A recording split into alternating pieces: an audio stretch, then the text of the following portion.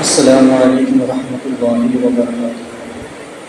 अल्हम्दुलिल्लाह नहमदुहु व नस्तईनुहु व नस्तगफिरुहु व नु'मिनु बिही व नऊज़ु बिल्लाहि मिन शुरूरि अंफुसिना व मिन सय्यिआति अअमालिना मन यहदिहिल्लाहु फला मुदिल्ल लहु व मन युद्लिल्हु फला हादिय लहु अशहदु अल्ला इलाहा इल्लल्लाहु वहदहु ला शरीका लहु व नशहदु अन्न सय्यिदना व मौलाना मुहम्मदन अब्दुहु व रसूलुहु। फ़क़द क़ाल अल्लाहु तबारक व तआला फ़िल क़ुरआनिल मजीद वल फ़ुरक़ानिल हमीद अऊज़ु बिल्लाहि मिनश शैतानिर रजीम बिस्मिल्लाहिर रहमानिर रहीम। क़ालू अजीतना लिनअब्दुल्लाह वहदहु व नज़रा मा काना यअब्दु आबाउना फ़अतिना बिमा तईदुना इन कुन्ता मिनस सादिक़ीन। सदक़ल्लाहुल अज़ीम व बल्लग़ना रसूलुहुन नबियुल अमीनुल मकीनुल करीम लमिन शाहिदीन व शाकिरीन वल्हम्दुलिल्लाहि रब्बिल आलमीन।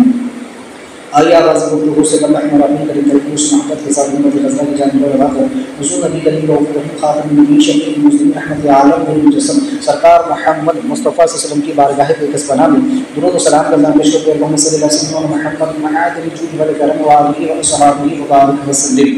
एक मुतवल्लिद व सल्लल्लाहु अलैहि वसल्लम सलातु नजीम हम्द अहल व आफात व तक़द्दीना बिहज्जिल हाजत व तुतलूना बिहज्जिल जमील सय्यद व क़ुलूबुकुम बरकत अफसल गयात मिन जमील खैरात फ़िल हयात व अल मौत व कुल शैइन कदीर। हुसूल बरकत के लिए कुतुब मोहम्मद सल्लल्लाहु अलैहि वसल्लम कामिला मुसल्लम सलाम अला सय्यिदना मुहम्मद तनहल व तनफजु व तुर bil हराजिल व ग़वाल व हुस्न हयात व यस्अल रहमान वजहिल करीम व अला आलिहि व सहाबिहि फ़ी कुल्लि लम्हातिन व नफ़सिन यज़िबुल मआलूमिन लकी या अल्लाह या अल्लाह या अल्लाह। हज़रत सय्यदना हूद नबी अलैहिस्सलातु वस्सलाम का ज़िक्र खैर शुरू था, जिसमें इससे कबल हमने समात किया कि हूद अलैहिस्सलाम ने किस तरह से अपनी कौम को डराया अल्लाह ताला के अज़ाब से। फिर उन्हें नेमतें भी याद दिलाई, है ना, कि तुम उन नेमतों को याद करो जो अल्लाह ताला ने तुम पर की, कि तुम में अल्लाह ने अपने रसूल को अपने नबी को जलवगर किया, तुम्हें कौम नूह के बाद खलीफा बनाया, फिर ये कि तुम्हारे जिस्म का फैलाव बड़ा किया, फिर तुमसे बेहतरीन जैसी ताकत क़ुव्वत और जिस्मानी जो है तो बनावट साख्त जो तुम्हें दी गई, जो जिस्म में बढ़ोतरी दी गई, वो किसी और कौम को न दी गई। तो लिहाजा उन्हें अल्लाह की नेमतें याद दिला। यहाँ से उलमा फरमाते हैं कि अल्लाह की नेमतों को याद करना चाहिए। अल्लाह जब अपने बंदों को कोई नेमत अता करे तो उस नेमत का शुक्रिया अदा करना चाहिए। तो हुजूर से बढ़कर कोई नेमत नहीं है। अल्लाह ने फरमाया अल्लाह ने मोमिनों पे एहसान अज़ीम किया कि उन्हें अपना रसूल अता कर दिया। तो हुजूर सबसे बड़ी नेमत है। तो अगर हम इनका चर्चा करें, इनकी याद मनाए, इनका जिक्र मनाए, इनका दिन मनाए, इनका मिलाद मनाए, तो ये बिल्कुल आयत करीमा के मुताबिक अल्लाह वालों के आरास मनाना, बुजुर्गान दीन के त्यौहार मनाना, उनके उर्स को मनाना, ये भी अल्लाह की याद ही। क्यों? क्योंकि अल्लाह वाले इनकी दिनों को याद करना, अल्लाह का शुक्र अदा करना कि अल्लाह तेरा शुक्र है कि तूने ऐसे ऐसे औलिया इकराम इस उम्मत में पैदा फरमाया। तो बहरहाल तो इससे कबल वाली आयात में हज़रत सय्यदना हूद अलैहिस्सलाम की नरमी का जिक्र था। अब जो आगे जवाब आ रहा है कौम का, उसमें कौम की गर्मी का जिक्र है। पिछली आयात में नबी और काफिर उम्मत के दरमियान होने वाली गुफ्तगू का तज़किरा था। अब कुफ़ार खुद अपने मुँह से अपने लिए अज़ाब मांग रहे हैं। वो खुद अपने मुँह से कह रहे हैं कि हम पर उस अज़ाब को लेकर क्या हुआ, या उन्होंने अपनी मौत खुद अपने मुँह से मांगी।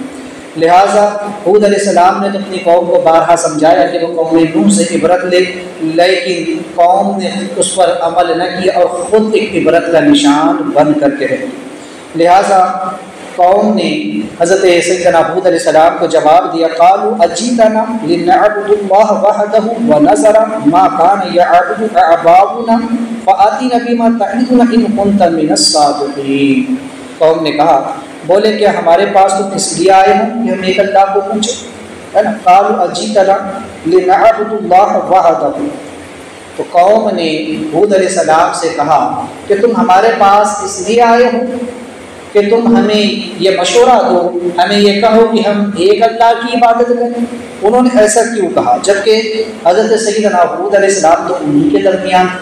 तो उलमा फरमाते हैं तफसीर में कि अल्लाह तबारक व तआला अंबिया अलैहिमुस्सलाम को ऐलान नबूवत से कबल उन्हें खलवत में रह करके इबादत करने का हुक्म फरमाता है ना। हूद अलैहिस्सलाम ऐलान नबूवत से पहले, कौम को तबलीग फरमाने से पहले कुछ दिनों या महीनों के लिए जंगलों में या बयाबानों में चले गए और वहाँ रहकर आपने अल्लाह की इबादत की, रोज़े रखे, अल्लाह की इबादत की, और फिर उसके बाद जब आप लौट करके आए तब आपने कौम को तबलीग फरमाई। जैसा कि हमारे आका करीम सल्लल्लाहु तबारक व तआला अलैहि वसल्लम कि हुज़ूर नबी करीम अलैहिस्सलाम ऐलान नबूवत से कबल भी अल्लाह ताला की बंदगी किया करते थे, है ना। आपने सुना है कि सरकार इस्लाम गारे हिरा में तशरीफ़ ले जाकर अल्लाह की इबादत करते, कई दिनों तक बगैर खाए पिए सरकार गारे हिरा में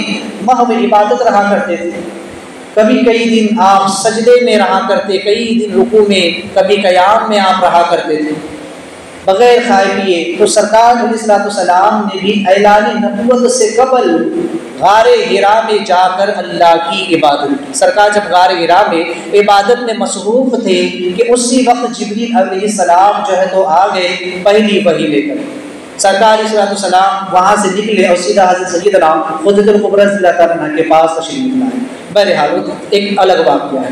तो बताने का मकसद ये है कि अल्लाह तबारक व तआला जो है तो ऐलान नबूवत से पहले अपने अम्बिया से चिल्ला कशी करवाता है, उनसे इबादत करवाता है, ताकि वो तो पैदाइशी तौर पर वली भी होते हैं और नबूवत भी उनके लिए पहले ही से लिखी जा चुकी होती है, लेकिन फिर भी अल्लाह तबारक व तआला उनको इबादत उनसे करवाता है ताकि उम्मत के लिए एक पैगाम मिले, उम्मत को एक सबक मिले कि जो लोग कौम में तबलीग करने जाए वो ये देख ले कि पहले हमारा खुद का अमल कैसा है, पहले वो खुद को संवार ले, खुद को संभाल ले, उसके बाद जाकर अगले को तबलीग करे, उसके बाद अगले को दावत दे। हम खुद नमाज नहीं पढ़ते और अगले को जाकर नमाज की दावत दे रहे, हम खुद सच नहीं बोलते और दूसरे को सच बोलने की दावत दे रहे, हम खुद नेक आमाल नहीं करते और अगले को नेक आमाल की तरफ बुला रहे हैं, तो उस पर हरगिज़ असर नहीं होने वाला है। तो ये पैगाम उम्मत को देना था, इसलिए अल्लाह ने ज़ुहूर नबूवत से कब्ल, ऐलान नबूवत से कब्ल अम्बिया अलैहिस्सलाम से चिल्ले करवाए, इबादत करवाई। अब यहाँ से वो आजकल के जाहिल पीर भी सबक ले, जो कहते हैं ना कि हम अल्लाह के वली है, कोई करंट वाली सरकार आ रही है, कोई ढोलक वाली सरकार, कोई बाजे वाली सरकार, कोई बेनमाजी, कोई कैसा, तो कोई जो है तो यूट्यूब वाले पीर साहब आ गए हैं। ऐसे ऐसे पीर आ गए हैं मार्केट के अंदर कि अल्लाह खैर करे, जो कहते हैं हम अल्लाह के वली। अल्लाह तबारक व तआला जो कि उसके अम्बिया मासूम है, मासूम अनिल खता है, गुनाहों से पाक है, उन अम्बिया से अल्लाह तबारक व तआला उनकी वलायत की तकमील करवा रहा है, उनसे भी अल्लाह इबादत व रियाज़त करवा रहा है, उनसे जंगलों में, पहाड़ों में और गारों में रह करके, भूखे प्यासे रह करके इबादत करवा रहा है। उसके बाद उन्हें कौम में ला करके एक नमूने के तौर पर खड़ा किया गया, कौम के सामने सिंबल बना करके खड़ा किया गया। ये भी तो इंसान है, इन्होंने भी भूख प्यास बर्दाश्त की है, इन्होंने भी इबादतें की है, अब ये तुम्हारे सामने आए हैं, तुम्हें दावत दे रहे हैं, तुम्हें नेकियों की तरफ बुला रहे हैं, तुम्हें खुदाए वादुल्लाह शरीक की तरफ बुला रहे हैं। तो उन अंबिया अलैहिमुस्सलातु वस्सलाम ने अपनी जिंदगी के जरिए ये पैगाम दिया। आजकल के वो जाहिल पीर जो अपने आप को वली कहलवाते हैं कि हम तो ये करामत दिखा दे, हम तो ये कर ले, हम इतने पाए के बुजुर्ग हैं, मेरे इतने मुरीद है, मेरे इतने फॉलोवर है, मेरे इतने चाहने वाले हैं। अरे साहब, कभी आपने देखा कभी इसकी इबादत की है क्या? इन्होंने कभी इस तरह की इबादत की अपने रब की? कभी ये खलवत में रह करके अपने रब के हुजूर झुके भी है? अरे जो खुद जाहिर में नमाज नहीं पढ़ते हैं, उन्होंने बातिन में कब नमाज पढ़ी? जिसने जाहिर में अपना सर खुदा की बारगाह में ना झुकाया हो, उसका बातिन में दिल क्या झुकता होगा? जो लोगों के सामने फराइज को अदा नहीं कर सकते हैं, वो झुक करके भला अल्लाह तबारक व तआला की बारगाह में रियाज़तें क्या करते होंगे? उनकी नवाफिल का आलम क्या होगा? जो दुनिया की, जो सूरज के उजाले में दिन की फर्ज नमाजें नहीं पढ़ सकते, वो रात के अंधेरे में खड़े रहकर तहज्जुद कैसे पढ़ते होंगे? वो रात के अंधेरे में नवाफिल कैसे पढ़ते होंगे? जो फर्ज रोजे नहीं रख सकते, वो नफल रोजे क्या खा करते हो? फिर दावा है कि हम अल्लाह के वली है, हम ये है और हम ये है। अल्लाह अकबर कबीरा। ऐसे ऐसे जाहिद पीर जिनका मकसद सिर्फ मुरीदों की जेब पर होता है कि मुरीद की जेब में कितना पैसा है वो भी निकल जाए। लाओ पीर साहब को पहले नजराना पेश करो। पहले पीर साहब के पेट की फिक्र, उनकी जेब की फिक्र। तो पीर साहब को पहले खुद अपने घर बार की फिक्र होती है। ये अंबिया है, ये औलिया है जो अपना सब कुछ छोड़ करके जंगलों में निकल जाते हैं और वहां जाकर रब की बंदगी करते हैं, अपने आप अपने नफ्स के साथ जिहाद करते हैं, नफ्स के साथ मुजाहिदा करते हैं और फिर जब निखर जाते हैं, बन जाते हैं, खुद सवर जाते हैं, फिर कौम के सामने आकर के कहते कि तुम भी रब की ऐसी बंदगी करो।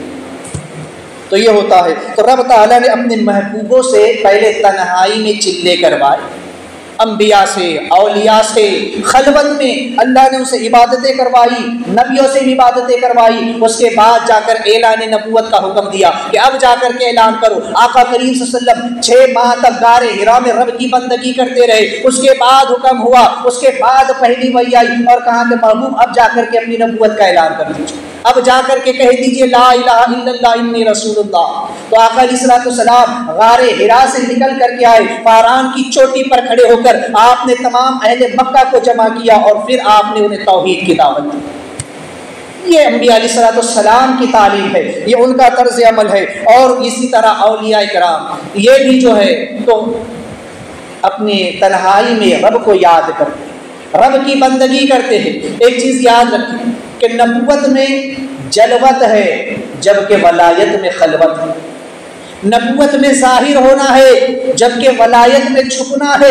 मैंने इससे पहले भी कहा कि औलिया इकराम अपने आप को छुपा करके रखते हैं, वो कभी नहीं कहते कि अल्लाह के वली, जबकि नबियों के लिए ये लाजिम है, फर्ज है कि वो अपनी नबूवत का इजहार करें। वो खोल कर कहे कि मैं अल्लाह का नबी हूँ, ऐ लोगों आओ मेरी इत्तिबा करो, मेरी पैरवी करो, मैं जिस दीन की तरफ दावत दे रहा हूँ उसकी तरफ आओ। चूँकि उलमाए कराम अंबिया के नायबीन होते हैं, उनके वारिसीन होते हैं, इसलिए उलमा का ये फरीज़ा है कि वो अलल ऐलान बुराई का रद्द करे। वो कौम में जिस बुराई को देखे उसका रद्द करे। अब आजकल तो कौम भी ऐसी हो चुकी है कि पलट करके जवाब देती है। जो नासे होता है, जो कौम को सुधारना चाहता है, कौम उसी के पीछे पड़ जाती है। अंबिया अलैहिस्सलाम ने अपनी कौम को सुधारना चाहा, कौमों को उन्होंने कुफ्र व शिर्क और बदअकीदगी और बदअमली के दलदल से बाहर निकालना चाहा ताकि वो उस दलदल से निकल करके बाहर आए, अपने रब की बंदगी करे, नेक इंसान बन जाए। लेकिन कौम ने उन्हीं को बुरा जाना, कौम ने उन्हीं को तकलीफ दी, उन्हीं को सताया। आज उलमा अंबिया अलैहिस्सलाम के नायबीन उलमा के साथ भी यही होता है। उलमा कौम में जब बुराई को देखते हैं, उसका रद्द करते हैं, तो कौम को चाहिए कि बुराई को छोड़ दे, नेकी की तरफ आ जाए। लेकिन वो उल्टा उलमा के पीछे पड़ जाते हैं, मौलवियों के पीछे पड़ जाते हैं, उन्हें बुरा भला कहना शुरू कर देते हैं। तो बहरहाल तो चूंकि उलमा को भी चाहिए कि वो खुल करके जो है तो बुराई का रद्द करे, तो उन्होंने कहा कि तुम हमारे पास इसलिए आए हो कि तुम हमें खुदा की इबादत की तरफ बुलाओ। चूँकि इससे उनकी मुराद ये थी कि उनका अक़ीदा ये था कि अल्लाह ताला आसमान से किसी फरिश्ते को रसूल या नबी बनाकर भेजता है, ज़मीन से कोई बशर या इंसान रसूल नहीं बन सकता। ये उनका अक़ीदा था। तो इसलिए उन्होंने आपकी नबूवत से आराज़ किया और कहा कि अल्लाह ने आसमान से कोई फरिश्ता क्यों नहीं उतार दिया। तो चूँकि तुम हमारे पास आकर के हमसे ये कह रहे हो कि हम एक अल्लाह की इबादत करें जो एक है, ये हम उसकी बंदगी करें, तो चूँकि आप हमारे पास इसलिए आए कि हमको एक लायक अल्लाह की इबादत का हुक्म दे कि हम उसकी इबादत करें। हूद अलैहिस्सलाम ने अपनी कौम से खुदा की जिस सिफात का जिक्र किया तो कौम ने उसका इनकार तो नहीं किया, बल्कि आपके मुतालिक कहा कि तुम्हारी बात हमारी अकल में नहीं आती, तुम हमें जो समझाना चाहते हो ना वो बात हमारी समझ में नहीं आती कि हम एक की इबादत करें, एक की बंदगी करें। और चूँकि जिस तरह मखदूम कई हो सकते, किसी हम कई लोगों के मखदूम हो सकते हैं, तो कई लोग बुतों के आबिद भी हो सकते हैं। मैंने इस पर भी तफसीलन पिछले इससे कबल कह दिया है ना कि हम माँ बाप की अताअत करते हैं, उस्ताद की अताअत करते हैं, पीर की अताअत करते हैं, बड़ों की फरमाबरदारी करते हैं। तो जिस तरह हम कई लोगों के फरमाबरदार हो सकते हैं, इसी तरह कई बुतों के पुजारी भी हो सकते हैं। ये उन्होंने एक भोटी दलील उन्होंने पेश की थी। तो कहने लगे कि तुम हमारे पास इसलिए आए हो वह नजरा मा कान यअबुदु आबाउना, है ना, ताकि लिनअबुदुल्लाह, है ना, कि हम एक अल्लाह की इबादत करें। इसका जब आप उन्होंने कहा कि हम एक अल्लाह की इबादत करें, और वो नजरा मा कान यअबुदु आबाउना, और वो जो हमारे बाप दादा पूछते चले आ रहे हैं, वो जो बरसों से कई सालों से हमारे बाप दादा जिन बुतों की पूजा करते आ रहे हैं, उनको पूजते आ रहे हैं, उनकी परस्तिश करते आ रहे हैं, तो हम उन्हें छोड़ दें? यानी हमारे सारे बाप दादा जो पूरी दुनिया में अक्ल व दानाई के जो तो एक अजीम पहाड़ तस्लीम किए जाते हैं, जो अक्ल में बड़े मशहूर है, जिनकी दानाई मशहूर है कि वो बहुत ज़्यादा अक्लमंद थे, बहुत ज़्यादा दानिशमंद किस्म के लोग थे, हम उनकी औलाद है। तो लिहाजा हम अपने बाप दादाओं के नक्शे कदम पर न चले, हम तुम्हारी बात माने। ये कैसे हो सकता है कि हमारे बाप दादा जो बहुत ज्यादा अक्लमंद थे, वो तो बुतों को पूजते रहे, वो तो इन्हीं बुतों की इबादत करते रहे, और अब तुम आकर के कहते हो कि हम इन बुतों को छोड़ दें और एक अल्लाह की इबादत करें। एक तरफ हमारे सारे बाप दादा है और एक तरफ तुम अकेले हो। तो जमहूरियत ये चाहती है कि हम उनकी बात माने, ना कि एक अकेले इंसान की, क्योंकि एक तरफ बहुत सारे इंसान हो और एक तरफ एक अकेला इंसान हो, तो बात किसकी मानी जाए? उन्होंने कहा हम तो जमहूरियत की बात मानेंगे। हमारे बाप दादा जिन बुतों को, जिन खुदाओं को पूजते आ रहे हैं, हम उनको पूजेंगे। तुम अभी अभी आए हो, तुम तो अभी नए आए हो और अभी एक अकेले इंसान हो, तुम कह रहे हो कि हम उन सबको छोड़कर एक अल्लाह की इबादत करें, तो हम जमहूरियत के मुकाबिल तुम्हारी बात नहीं मानेंगे। लिहाजा उन्होंने हजरत सैयदना हूद अलैहिस्सलाम के जवाब देने से पहले ही कह दिया फ़आतीना बिमा तईदना इन कुंत मिनस सादिकीन।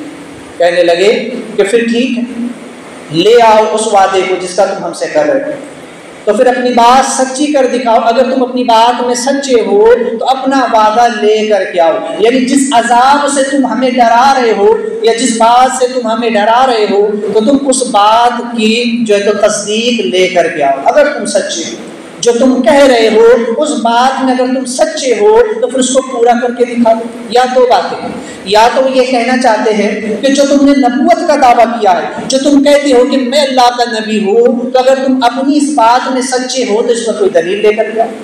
या वो ये कहना चाहते हैं कि आपने जो हमें डराया है अफला तत्तकून कह करके, जो तुमने हमें कहा है कि अगर हमने भी जो है तो एक अल्लाह की इबादत नहीं की और तुम्हारी बात नहीं मानी तो हम पर अजाब आ जाएगा, जैसे कौम नूह पर अजाब आया था, तो फिर ऐसा अजाब लेकर के आओ, ला करके दिखाओ भी ये सब। क्योंकि उनका ये मानना था कि हूद अलैहिस्सलाम को अजाब नहीं ला सकते, ये कुछ नहीं कर सकते हैं, ये तो हमारी तरह के इंसान है, एक आम इंसान है हमारे जैसे।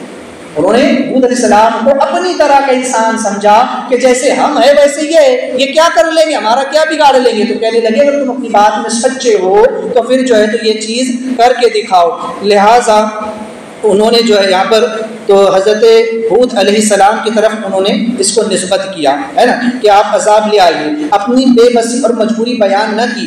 यहाँ पर हूद अलैहिस्सलाम ने ये नहीं कहा कि मैं मजबूर हूँ, मैं बेबस हूँ, मैं तुम्हारी तरह का एक जो है तो बेबस बंदा हूँ, बल्कि आपने खुले दिल से उनका चैलेंज कबूल कर। नबी का भी अकीदा देख लीजिए, जो कहते हैं ना कि नबियों को इख्तियार नहीं होता है, नबियों को नबी किसी बात का मालिक व मुख्तार नहीं होता है, तो वो भी सुन ले कि हज़रत हूद अलैहिस्सलाम से जब कौम ने ये कहा कि अगर तुम सच्चे हो तो जिस अजाब से डरा रहे हो उस अजाब को लेकर के आओ। तो हूद अलैहिस्सलाम को चाहिए था कि वह जवाब में कह देते कि अजाब भेजना अल्लाह का काम है, मेरा काम नहीं।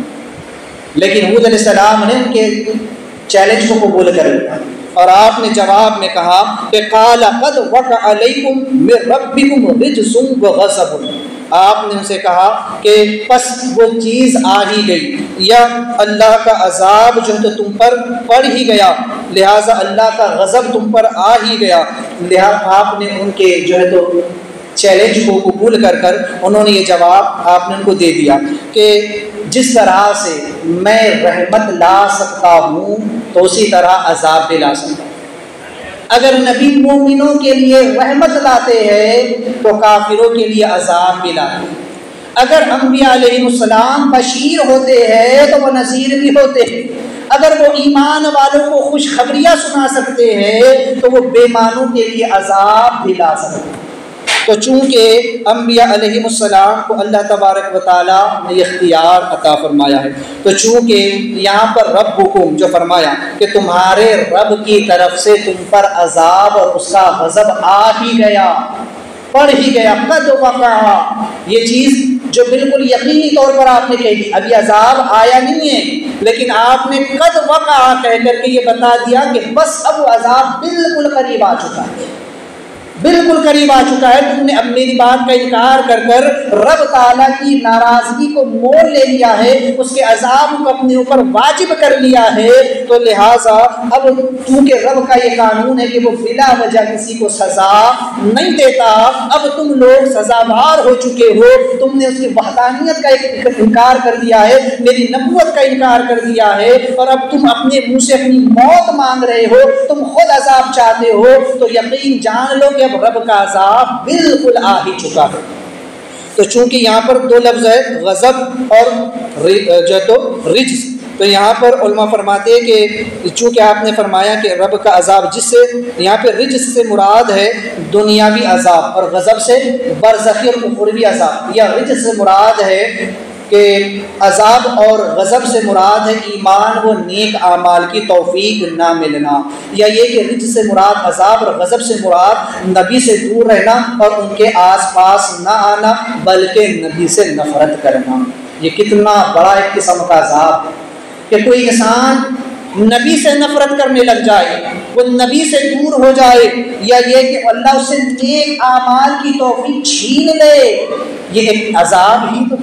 जो लोग ये समझते हैं कि हम नमाज नहीं पढ़ रहे, हम फायदे में हैं, तो वो समझ ले कि रब की रहमत से वो दूर हो चुके, वो रब की रहमत से दूर है।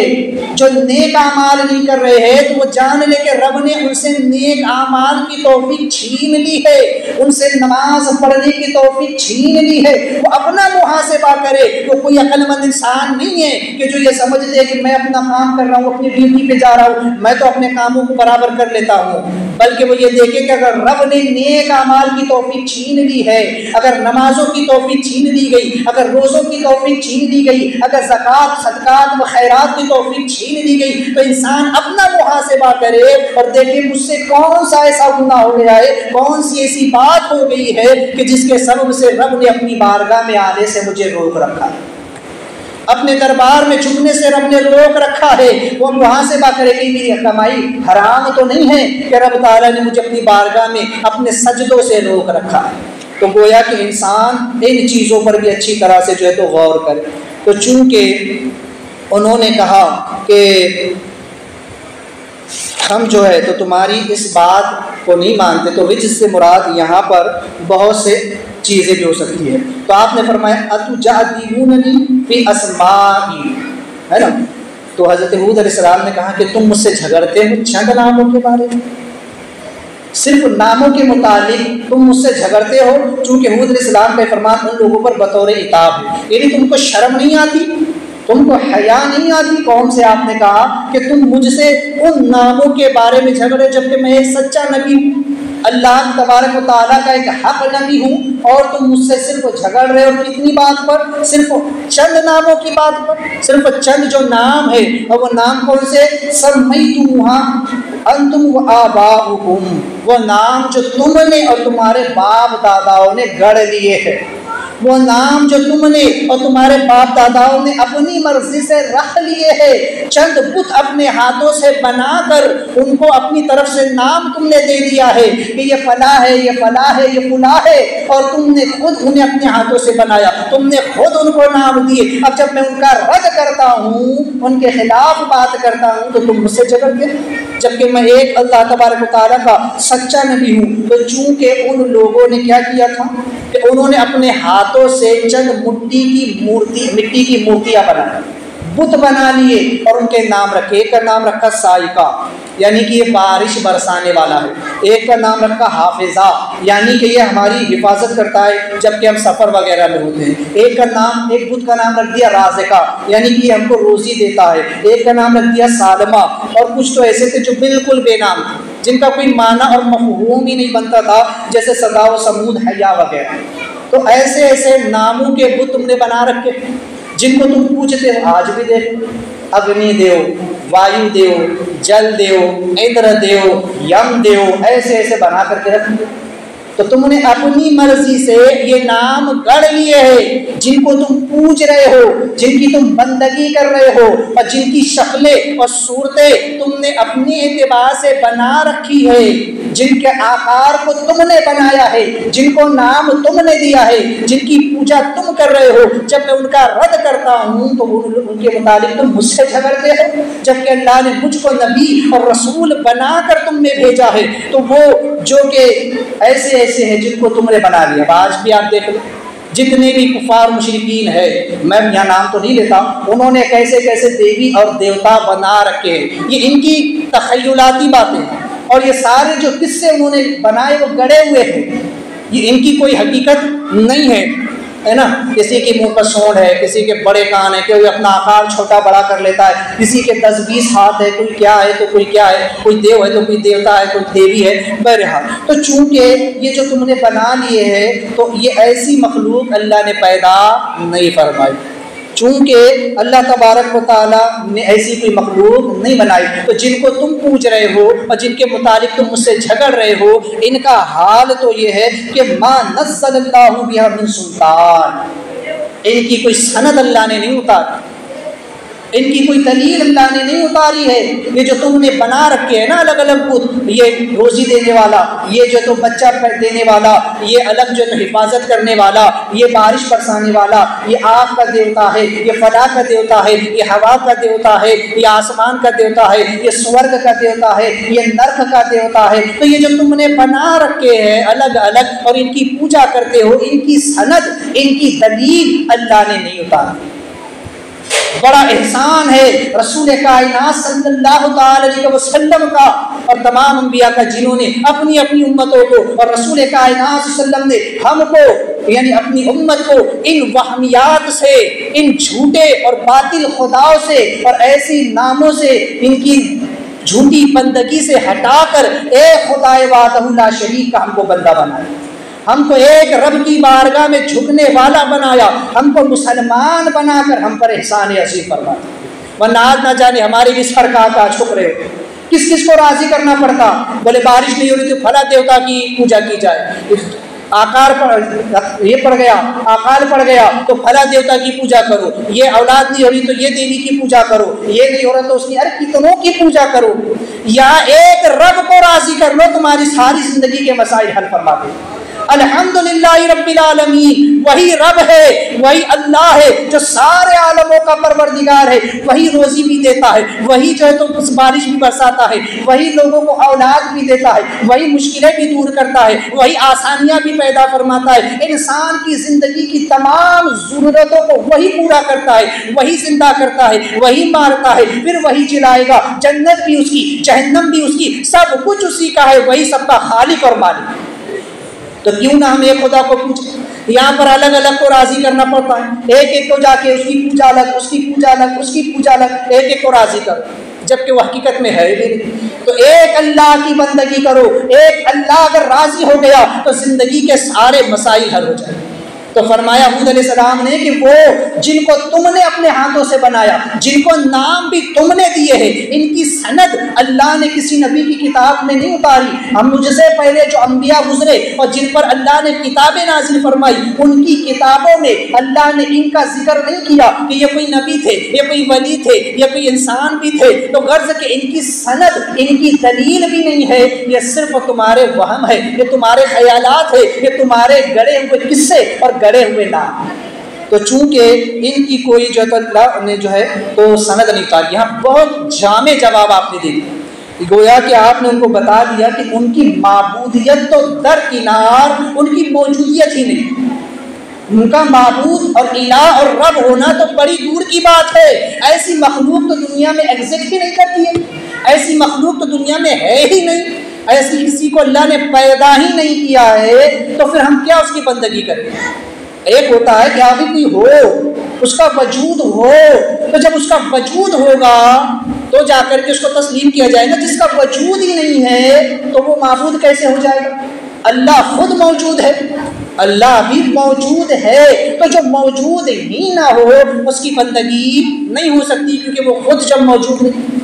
तो गोया कि आपने बड़ा जामे जवाब दे दिया कि उनका रब होना, इलाह होना, खुदा होना तो बड़ी दूर की बात है। ऐसी मखलूक तो आज तक पैदा ही नहीं, जिसको तुमने बना लिया, इतने हाथ वाले, इतने कान वाले, इतनी सूंड वाले, ना ऐसे न वैसे। तो ऐसी कोई मखलूक है नहीं जिसका आधा धड़ इंसान का, आधा शेर का, आधा धड़ इंसान का, आधा जो तो हाथी का। तो ऐसी मखलूक अल्लाह ने पैदा नहीं फरमाई है, बल्कि वो तो फरमाता है लक़द ख़लक़नल इंसान फ़ी अहसन तक़वीम, हमने इंसान को सबसे बेहतर सूरत में पैदा फरमाया।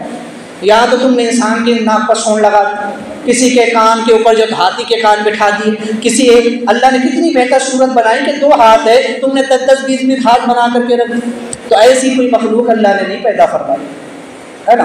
तो गोया आपने उनका रद्द कर दिया कि ये तो माबूद होना तो दूर की बात है, ऐसी मखलूक ही आज तक पैदा नहीं हुई, और इनका जिक्र किसी नबी की किताब में नहीं है, न पिछले अंबिया की तालीमात में मिलता है। तो इनकी सनद, इनकी दलील अल्लाह ने नहीं उतारी। अब एक चीज़ समझ लेगा, या वहाबी देवबंदी धोखा देते हैं और वो ये कहते हैं कि देखो तुम भी तो वलियों से जाकर के मांगते हो, तुम भी तो वलियों के मज़ार पर जाकर के या गौसल मदद वगैरह कहते हो, तो उनके लिए भी वो इसी आयत को पढ़ते हैं। माज़अल्लाह कहते हैं कि कोई सनद अल्लाह ने नहीं उतारी। माज़अल्लाह, कितनी बड़ी बेवकूफ़ी है इन लोगों की। सबसे पहली चीज़ ये समझ ले कि वो आयत जो कुफ़ार और मुशरिकीन के हक़ में उतरी, इन्होंने उसे मुसलमानों पर लाकर चस्पा कर दिया।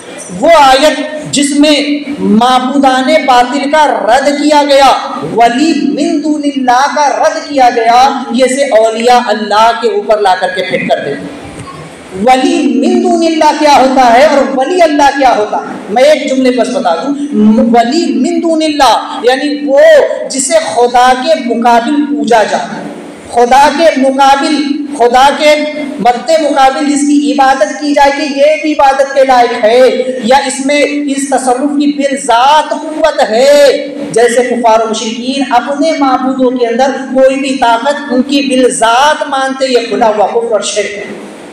ये होता है वली मिन दुनिल्लाह, जैसे खुदा के मुकाबिल फला की पूजा करना, फला की पूजा करना, ये बुत की पूजा, वो बुत की पूजा, इसकी पूजा, उसकी पूजा, ये होता है शिर्क। ये होता है खुदा के मुकाबिल किसी को खुदा बनाकर अपनी तरफ से खड़ा करना, खुदा के मद्दे मुकाबिल लाकर खड़ा करना, उसके बराबर में उसके शरीक में लाकर खड़ा, उसके ज़ात और सिफात में किसी को शरीक ठहराना, ये शिर्क है। लेकिन वली अल्लाह कौन होता है? वो होता है, वली का माना होता है दोस्त, यानी अल्लाह का दोस्त। ये अल्लाह के दोस्त कौन होते हैं? इनकी सनद अल्लाह ने कुरान में उतारी। अल्लाह ने किसी बुत की सनद कुरान में नहीं उतारी, अल्लाह ने किसी देवी देवता की दलील कुरान में नहीं उतारी, अल्लाह ने किसी ऐसी मखलूक की जिसको तुम पूजते हो, परस्तिश करते हो, जिनसे आज कुफार मिन्नतें मांगते हैं, मुरादें मांगते हैं, जिनको पूजते हैं, बंदगी करते हैं, जिनको तसर्रुफ ज़ात उन्हें मानते हैं, उनकी कोई सनद अल्लाह ने कुरान और हदीस में नहीं उतारी। कोई एक आयत ला करके दिखा दे, नहीं मिलेगी पूरे कुरान। लेकिन औलिया अल्लाह के लिए अल्लाह ने कुरान में कई आयतें उतारी, अपने वलियों की शान में अल्लाह ने कई आयतें उतार दी। अल्लाह ताला पहली आयत में सूरह फातिहा में फरमाता है इहदिनस सिरातल मुस्तकीम, अल्लाह हमको सीधा रास्ता चला, सिरातल लज़ीना अनअमता अलैहिम, रास्ता उनका जिन पर तुमने इनाम फरमाया। ये आ गया वलियों का पहली सूरह फातिहा में अल्लाह ने वलियों का जिक्र फरमाया कि रास्ता उनका जिन पर अल्लाह का इनाम हुआ। वो इनाम याफ्ता जमात कौन है? तो फिर अल्लाह ने 5वें पारे में जवाब दिया वअनमल्लाहु मिनन नबिय्यीन वस्सिद्दीक़ीन वश्शुहदा वस्सालिहीन व अहसन उलाइका रफ़ीक़ा। ये वो जमात है जिन पर अल्लाह ने इनाम फरमाया, वो नबियों की जमात है, वो सिद्दीक़ीन की जमात है, वो शुहदा की जमात है, सालिहीन औलिया अल्लाह की जमात है ना। अल्लाह ने वाज़ेह लफ्ज़ों में फरमाया अला इन्ना औलिया अल्लाहि ला खौफुन अलैहिम व लहुम यहज़नून, कि अल्लाह के वलियों को ना कोई खौफ है ना कोई गम। अब मैं अगर आयतें पढ़ना शुरू करूँ तो बहुत सारी आयतें मिल जाएंगी, लेकिन 3 आयतें मैंने दलील के तौर पर दे दी आपके सामने कि अल्लाह ने वलियों की तारीफ में अल्लाह ने कुरान में दलील उतारी, सनद उतारी, वब्तगू इलैहिल वसीला, अल्लाह की तरफ वसीला तलाश करो, ये भी आयत करीमा है ना। तो अल्लाह ने इनको हमारा वसीला भी बनाया, ये इनाम याफ्ता जमात भी है, ये अल्लाह के महबूब बंदे भी है, इन्हें दुनिया व आखिरत का कोई खौफ और कोई गम नहीं है। तो अल्लाह ने अपने वलियों की तारीफ में कुरान की आयतें उतारी, इनके नक्शे कदम पर चलने की हमें दावत दी। सिरातल लज़ीना अनअमता अलैहिम, इनके रास्ते पर चलो, इनके पीछे चलो, ये जो कहे वो करो। तो इन नबियों और वलियों के दामन को थामने की दावत खुद अल्लाह ने दी, इनका वसीला पकड़ने के लिए खुद अल्लाह ने फरमाया वब्तगू इलैहिल वसीला। तो अल्लाह ने वलियों के लिए दलील उतारी, सनद उतारी, लेकिन वहाँ भी देवबंदी कहते हैं कि अल्लाह ने इनकी कोई सनद नहीं उतारी, गोया वो कुरान का इनकार करते हैं, इन आयत करीमा का वो इनकार करते हैं। तो सुन ले, किसी बुत की दलील अल्लाह ने नहीं उतारी, किसी वली मिन दुनिल्लाह के लिए अल्लाह ने कुरान में नहीं फरमाया कि ये मेरा दोस्त है, इसकी बंदगी की जाए, या इसको ताज़ीम की जाए, इसकी तौक़ीर की जाए, जबकि अल्लाह ने अपने वलियों की सनद उतारी कि इनके नक्शे कदम पर चला जाए, ये मेरे दोस्त है, इनकी ताज़ीम करो, इनका अदब करो। लिहाजा अगर कोई शख्स बिलफर्ज इनके पास, हम इनकी इबादत नहीं करते, इस चीज़ समझ, हम किसी नबी वली की इबादत नहीं करते, हम उसे भी शिर्क कहते हैं। अगर कोई किसी नबी को सजदा करे, किसी मज़ार पर जाकर सजदे ताबूदी करे, इबादत का सजदा करे, तो खुला हुआ शिर्क। तो किसी नबी वली की जो है तो इबादत नहीं होती, बल्कि उनकी ताज़ीम की जाती है। कुरान ने वाज़ेह लफ्ज़ों में कहा तुअज़्ज़िरुहु व तुअक़्क़िरुहु, नबी की ताज़ीम और तौक़ीर कर। हम नबी की इबादत नहीं करते, नबी की ताज़ीम करते हैं। हम औलिया अल्लाह की ताज़ीम करते हैं, उनका अदब करते हैं। लिहाजा बहरहाल तो एक अलग पूरा मौजू हो जाएगा। तो बस बताने का मतलब इतना कि हूद अलैहिस्सलाम ने कहा कि जिन बुतों को तुम पूज रहे हो, उनकी कोई दलील अल्लाह ने इससे पहले नहीं उतारी। लेकिन मैंने बताया कि औलिया अल्लाह, जो अल्लाह के नेक बंदे हैं, जो अम्बिया औलिया सुलहा है, अल्लाह ने उनकी दलील उतारी है। तो चूँकि आपने कहा कि फ़ंतज़िरू इन्नी माकुम मिनल मुंतज़िरीन, तो फिर तुम भी इंतज़ार करो और तुम्हारे साथ मैं भी इंतज़ार करूँगा। मैंने जो तुमसे वादा किया है ना कि तुम पर अज़ाब आ करके रहेगा, तो फिर तुम भी इंतज़ार करो। या तो तुम मुझे झूठा समझते हो ना, तो मेरे झूठ के ज़ाहिर होने का इंतज़ार करो। और मैंने जो तुम्हें जो तो वईद सुनाई है, मैंने जो तुम्हें अल्लाह के अज़ाब से डराया है, और ये तुमसे कहा है कि यकीनन अल्लाह का गज़ब और उसका अज़ाब तुम पर पड़ ही चुका है, तो अब मैं भी इसका इंतज़ार करूँ कि रब की तरफ से तुम पर अज़ाब आएगा, मैं इस इंतज़ार में हूँ। तो तुम भी इंतज़ार करो, मैं भी इंतज़ार करता हूँ। तो गोया कि हज़रत हूद अलैहिस्सलाम ने कौम को फिर ये आखिरी जवाब दिया। यहाँ पर चंद बातें समझ लें। नबी के फरमान के मुकाबिल अपने जाहिल बाप दादाओं की नाजायज़ रस्मों की पाबंदी करना कुफ़ार का तरीका। समझ रहे, जुमला समझे कि नबी के फरमान के मुकाबिल, नबी की शरीयत के मद्दे मुकाबिल अपने जाहिल बाप दादाओं की नाजायज़ रस्मों का, उनकी पाबंदी करना, यह कुफ़ार और मुशरिकीन का तरीका। समझ गए, क्योंकि कुफ़ार क्या करते थे, वो जमहूरियत को देखते थे कि हमारे सारे बाप दादा किसकी पूजा करते आ रहे हैं, इसकी पूजा करते आ रहे हैं, हम भी उसी की पूजा करते हैं। अब ये कि पहले तो ये जहालत वाली बात कि इतने खुदा तो हो नहीं सकते, इससे बड़ी जहालत उनके लिए क्या होगी कि वो शिर्क कर रहे हैं, कुफ्र कर रहे हैं। फिर ये कि वो नाजायज़ रस्म, एक ऐसी गलत रस्म जो उनके बाप दादा करते चले आ रहे, तो बोले हम भी करेंगे। तो अगर बात गलत है और सारे लोग मिलकर भी उसे कर रहे हैं, तो वो गलती रहेगी, उनके करने से वो चीज़ जायज़ नहीं हो जाएगी। अगर सारे लोग मिलकर शराब पीना शुरू कर दे, तो शराब हलाल नहीं हो जाने वाली है। सारे लोग मिलकर नमाज पढ़ना छोड़ दे माज़अल्लाह, तो नमाज की फर्जियत ख़त्म नहीं हो जाने वाली है। सारे लोग मिलकर गुनाह करना शुरू कर दे, तो उस गुनाह के जायज़ होने की दलील नहीं हो जाती है। तो लिहाजा ये बात अच्छी तरह से समझ लीजिए कि हर वो चीज़ जो अम्बिया के फरमान, उनकी शरीयत के मुकाबिल हो, उसके खिलाफ हो, तो वो हमेशा गलत ही रहने वाला। अगरचे सारे लोग उस पर अमल करना शुरू कर दें, अगरचे सारे लोग उस पर अमल करना शुरू कर दे, वो सारे लोग गलत कहलाएंगे। और अगर एक इंसान उसकी नफी करता है और उससे बचता है, उस पर अमल नहीं करता है, तो वो एक अकेला इंसान सुवाद आज़म कहलाए। वो एक अकेला इंसान पूरी जमात कहलाएगा और वही हक पर कहलाएगा। तो ये समझ ले, अब जो लोग कहते हैं हमारे बाप दादाओं के ज़माने से ये चला रहा है, हमारे बाप दादाओं के ज़माने से वो चला रहा है, आज भी बहुत सारी रस्में, बहुत सारे रिवाज जो हमारे यहाँ शादियों के अंदर आ चुके, जो हमारे त्योहारों के अंदर आ चुके, जो हमारे दीगर मामलात के अंदर आ चुके, और लोग कहते हैं कि अरे हमारे बाप दादा के ज़माने से चलते आ रहा है, ये रस्म चलती आ रही है। तो बस ये देख लो कि वो रस्म शरीयत के मुताबिक है या नहीं। अगर वो चीज़ शरीयत के मुताबिक है, अगर शरीयत में उसकी गुंजाइश निकलती है तब तो ठीक है, और अगर शरीयत उसे रद्द कर दे तो तुम्हारे बाप दादा कितने ही बरसों से करते चले आ रहे हो वो गलत है, लेकिन नबी की तालीम गलत नहीं हो सकती। उन रस्मों को छोड़ दो, उन बुरे कामों को छोड़ दो, सिर्फ नेक आमाल को करते रहो। नबियों ने जिसकी तालीम दी, नबी की शरीयत जिस बात की तालीम देती है वही सही होती है। अब यहाँ पर एक चीज़ समझ ले कि बाप दादाओं की वो रस्में है ना, कुछ रस्में जो अच्छी होती है उस पर अमल किया जाए। क्यों? जिससे बुजुर्गान दीन के जो बहुत से तरीके चले आते थे, तो अपने बुजुर्गों से देखते चले आए, हमारे बाप दादा ये काम करते चले आ रहे, तो बस ये दलील है कि अगर वो चीज़ शरीयत के मुताबिक है तो कबूल कर लो, और फिर कहो कि हाँ हमारे बुजुर्गान दीन इस काम को करते चले आ रहे, हमारे बाप दादा करते चले आ रहे, और इस काम को शरीयत मना नहीं करती इसलिए हम जरूर करें। लेकिन अगर कभी वो चीज़ गलत है, शरीयत उसे गलत ठहरा देती है, नबी की तालीम में वो चीज़ नाजायज़ और हराम है, फिर चाहे बाप दादा करते चले आ रहे हो या पीर करता चला रहा हो, उस चीज़ को छोड़ दीजिए, फिर वो चीज़ पर अमल नहीं किया जा सकता, क्योंकि दोनों की दलीलें हमारे पास मौजूद है। देख लो यहाँ पर कुफ़ार और मुशरिकीन ने दलील में क्या कहा था कि हमारे बाप दादा जो बरसों से बुतों को पूजते चले आ रहे हैं, तो क्या हम तुम्हारे एक अकेले इंसान के कहने पर उनको छोड़ दें और तुम्हारी बात मान ले?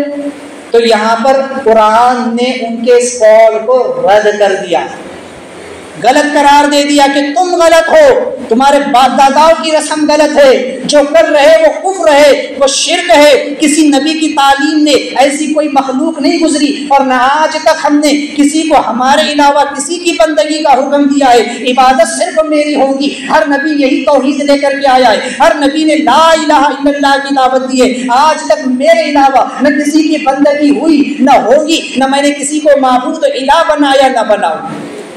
तो ये तालीम तो किसी नबी की शरीयत में नहीं रही, तो फिर तुम अपने बाप दादा की इस जाहिल रस्म को लेकर के बैठे हो, इस नाजायज रस्म को लेकर के बैठे हो, तो कुरान ने उसका रद्द कर दिया। लेकिन बाप दादाओं की वो जायज रस्में जिसे कुरान और हदीस ने जायज़ करार दिया है, पिछले अंबिया की शरीयतों ने जायज़ रखा है, उस पर अमल करने का हमें हुक्म दिया गया। कैसे? मैंने इससे कबल भी कहा था, हज़रत याकूब अलैहिस्सलाम ने जब अपने बेटों से पूछा था कि मेरे बाद किसकी इबादत करोगे, तो उन्होंने वाज़ेह लफ्ज़ों में कहा था कि ए हमारे बाप, हम उस रब की इबादत करेंगे जो तुम्हारा और तुम्हारे बाप दादाओं का खुदा है। हम उस शरीयत पर अमल करेंगे जो तुम्हारी और तुम्हारे बाप दादाओं से चली आ रही है। हम वो नेक अमाल करेंगे जो तुम और तुम्हारे बाप दादा करते चले आ रहे, जो इब्राहीम का रब है, जो इस्माइल का रब है, जो इसहाक का रब है, जो याकूब का रब है। तो बनी इस्राइल ने कहा हम उस खुदा की बंदगी करेंगे, हम उस शरीयत पर अमल करेंगे जो शरीयत इब्राहीम की है, जो इस्माइल की है, जो इसहाक की है, जो याकूब की है। हम वो नेक अमाल करेंगे जो हमारे बाप दादा, हमारे बाप याकूब, उनके बाप और उनके बाप ये जब इब्राहीम ने की है, तो उन बाप दादाओं की वो रस्में, वो इबादत, वो नेक काम जो अच्छे हैं, जिसे शरीयत मना नहीं करती, उसे करना जायज़। तो ये चीज़ अच्छी तरीके से समझ लीजिए। अब एक चीज़ कि नबी की तशरीफ़ आवरी अल्लाह ताला की बहुत बड़ी नेमत होती है। अल्लाह किसी कौम में अपने नबी को मबूस कर दे या किसी कौम में अल्लाह ताला अपना वली भेज दे, एक बहुत बड़ी नेमत है। लेकिन जो बदनसीब होते हैं वो तो इनकार कर जाते हैं, और जो खुश नसीब होते हैं वो इकरार कर लेते हैं। नबी का इनकार कर दिया तो कुफ्र, और वली का इनकार कर दिया तो गुमराही से खाली नहीं। ऐसा इंसान भी गुमराह हो, क्योंकि उसने अल्लाह के वली की दोस्त की जो तो नफ़ी की है। तो लिहाजा ऐसे लोग खुद अपने लिए मुसीबत बना लेते हैं इनकार करके। अब एक चीज़ और यहाँ पे समझ लीजिए कि नबी को बिल्कुल मजबूर और बेबस समझना, मानना, ये कुफ़ार और मुशरिकीन का तरीका है। यह अक़ीदा रखना कि नबी कुछ नहीं कर सकता, नबियों को कोई इख्तियार नहीं होता है, नबी किसी बात के मालिक व मुख्तार नहीं होते हैं, यह अक़ीदा रखना, ये बात रखना। है ना, तो ये कुफ्र है। क्यों? क्योंकि कुफार और मुशरिकीन ने वाज़े लफ्ज़ों में कहा था, कौम आद ने कहा था कि ठीक है, अगर कभी तुम जो कह रहे हो उस बात में सच्चे हो कि अजाब आएगा तो लेकर के आओ। यानी उनका ये अकीदा था कि हूद अलैहिस्सलाम हमारी तरह के आम इंसान है, ये अजाब नहीं ला सकते। तो उन्होंने जब नबी के इस इख्तियार का इनकार किया, नबी को अपनी तरह का बशर समझा, आम इंसान समझा, तो कुरान ने उनके इस कौल को कुफ्र में शुमार किया। कुरान ने कहा यह कुफ्र है, नबी को तुम मजबूर समझते हो। एक आम इंसान न ये मजबूर महज है न मुख्तार कुल है। आम इंसान की मैं बात कर रहा हूँ, नबी तो अभी दूर है। हम जैसे इंसान न मजबूर महज है न मुख्तार कुल है। इन दोनों के दरमियान, दो हदों के दरमियान है इंसान। दो हदें, एक हद है कि मजबूर महज होना, मजबूर ऐसा होना कि कुछ भी नहीं कर सकना, और मुख्तार ऐसा होना, मुख्तार कुल, कि जो चाहे वो कर लेना। तो इंसान इन दोनों से बाहर है। इंसान इतना मजबूर नहीं है कि वो कुछ भी ना कर सके। मजबूर तो है लेकिन मजबूर महज नहीं है। यानी चल सकता है, फिर सकता है, खा सकता है, पी सकता है। नेकी और गुनाह जब उसके सामने हो तो वो नेकी कर सकता है, गुनाह से बच सकता है। इंसान इतना मजबूर नहीं है कि वो गुनाह करने पर मजबूर हो। इंसान इतना मजबूर नहीं है कि वो नेकी कर ही नहीं सकता। तो ये मजबूर नहीं है इंसान, इतना मजबूर है महज के वो नेकी ना कर सके, वो गुनाह से बच ना सके। इंसान गुनाह से बच सकता है, इंसान नेकी कर सकता है। इंसान के सामने दोनों रास्ते, अच्छाई का भी और बुराई का भी, अल्लाह ने उसे इख्तियार दिया है कि जिसको चाहे कर ले। अब इख्तियार कुल क्या होता है कि जो चाहे वो कर लेना, लेकिन इंसान जो चाहे वो नहीं कर सकता, लेकिन हाँ बहुत कुछ कर सकता है। वो उसे इतना तो समझ है कि मुझे नेक रास्ते पे चलना है या गलत। अगर अच्छे रास्ते पर चलेगा तो सवाब पाएगा, गलत रास्ते पर चलेगा तो अजाब पाएगा। लेकिन मुख्तार कुल नहीं है कि वो जो चाहेगा वो कर लेगा। ये शान सिर्फ अल्लाह। इन्नल्लाह अला कुल्लि शैइन कदीर, बेशक अल्लाह हर चाहे पर कादिर। अल्लाह जो चाहे वो कर सकता है, अल्लाह मुख्तार कुल। लेकिन आम इंसान मुख्तार कुल नहीं है और ना मजबूर महज। जैसे पत्थर को देख लो, वो मजबूर महज। पत्थर अपनी मर्जी से चल फिर नहीं सकता, पत्थर अपनी मर्जी से खा पी नहीं सकते। जब तक आप पत्थर को उठा के दूसरी जगह नहीं रखेंगे वो नहीं जा सकता। तो इंसान इतना मजबूर नहीं है कि वो पत्थर की तरह हो, और नमाज अल्लाह वो इतना मुख्तार कुल कि वो खुदा की मिसलो माज़ल्लाह ये भी नहीं। तो इन दोनों के दरमियान इंसान होता है। तो एक आम इंसान न मजबूर महज न मुख्तार कुल है, इतना इख्तियार तो उसको भी है और इतना मजबूर तो वो भी नहीं है। तो नबी की शान तो आम इंसानों से बढ़ करके होती है। अल्लाह उनको कैसी ताकत और कैसी कुव्वत और कैसी कुदरत अता फरमाता है कि अगर वो रहमत ला सकते हैं तो अजाब भी ला सकते हैं, अगर वो खुशखबरी सुना सकते हैं तो अजाब से डरा भी सकते हैं, है ना। तो इसकी दलीलें भी हमारे पास मौजूद है। मैं आपको इसकी चंद एक दलील दे देता हूँ, है ना। हज़रत नूह अलैहिस्सलाम सबसे पहले रसूल है जो काफिर कौम की तरफ मबूस हुए। जब कौम में आपने 950 साल तक तबलीग फरमाई और कौम नहीं मानी और कौम जो है तो आपकी दावत की तरफ नहीं आई, तब आपने खुद कह दिया, आपने दुआ कर दी अल्लाह की बारगाह में। क्या दुआ की थी? रब्बी ला तज़र अलल अर्दि मिनल काफिरीन तय्यार। आपने कुफ़ार मुशरिकीन की हलाकत की दुआ कर दी। और बाज़ औक़ात में अम्बिया दुआ कर देते हैं कि मौला इस कौम पर अपना अज़ाब भेजे, इस कौम को तबाह व बर्बाद कर दे। लेकिन बाज़ मामलात में अम्बिया अलैहिस्सलाम दुआ नहीं करते, बल्कि अपनी जिम्मेदारी पर अज़ाब का चैलेंज दे देते, अपनी जिम्मेदारी पर कह देते हैं कि जाओ अब अजाब आ कर ही रहेगा, तुम पर अजाब आ ही गया। जैसे कि यहाँ पर हूद अलैहिस्सलाम ने अपनी जिम्मेदारी पर कह दिया, कद वक़ा, आ ही गया तुम पर अजाब। अल्लाह की नाराजगी, अल्लाह का गज़ब तुमने मोल ले ही लिया, अब तो अजाब आ कर के ही रहेगा।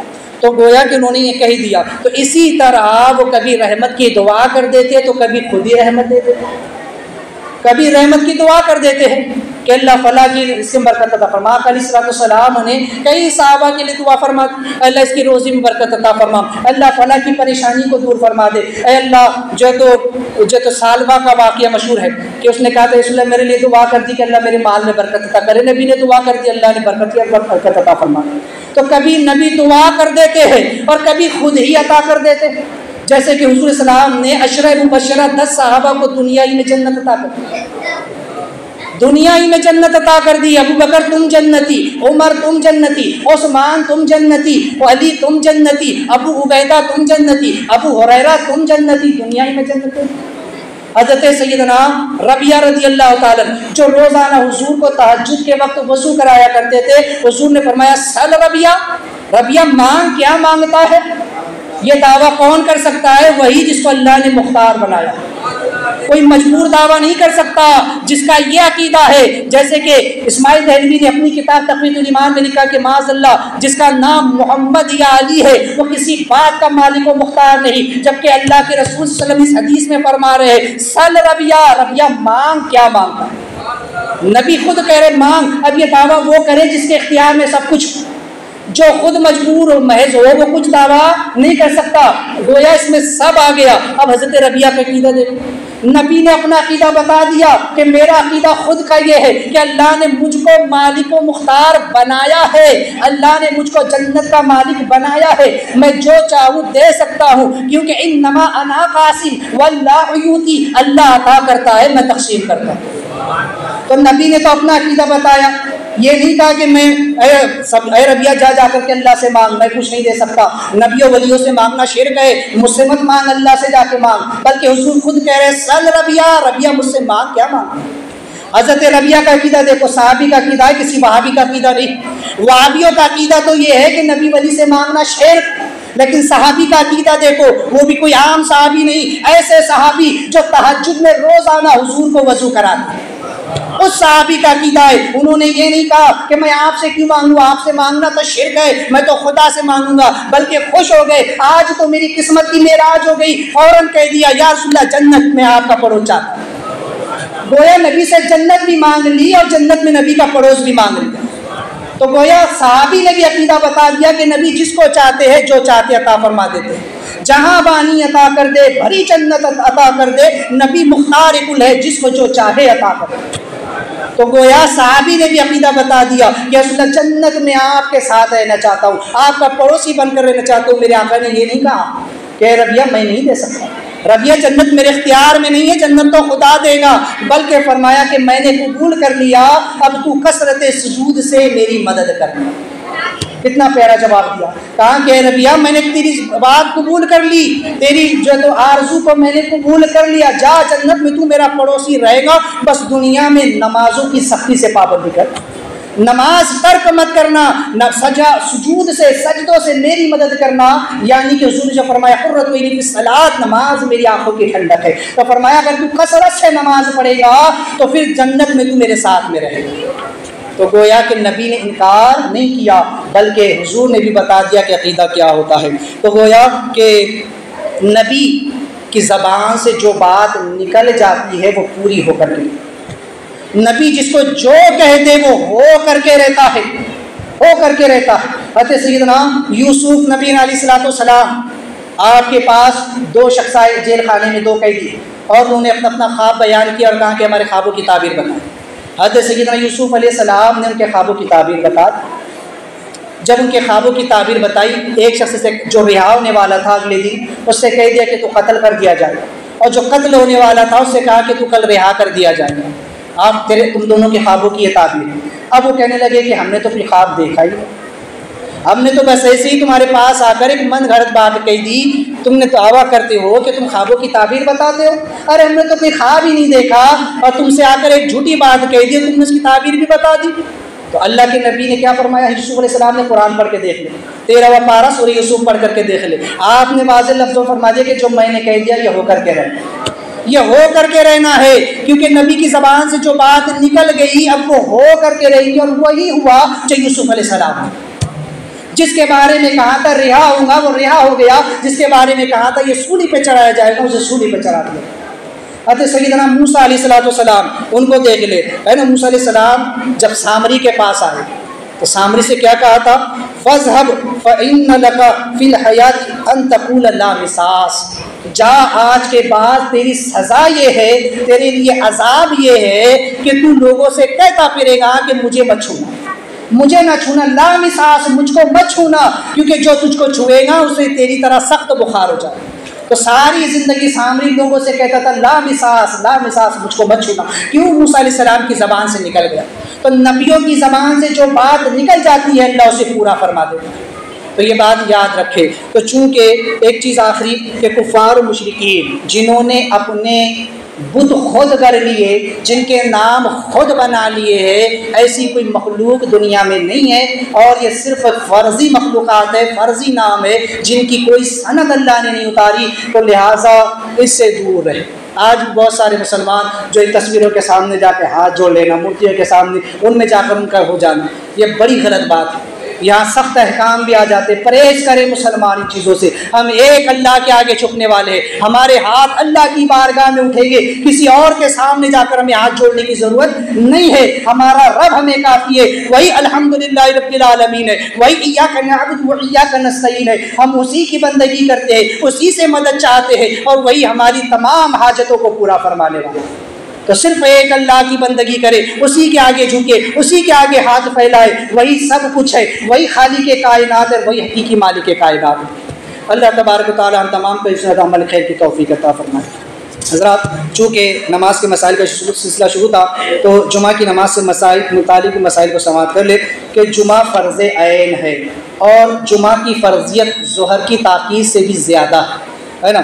जो जुमा की फ़र्ज़ियत का इनकार करे वो काफिर है। जो कहे कि जुमा फ़र्ज़ नहीं, ऐसा शख्स काफिर हो जाएगा। अब जुमा की जो है तो कुल 7 शर्तें है ना, अगर ये 7 शर्तें पाई जाएगी तो जुमा कायम है। जिनमें पहली शर्त है शहर होना, है ना। किसी देहात में जुमा नहीं हो सकता। शहर की तारीफ़ क्या है वो सुनिए।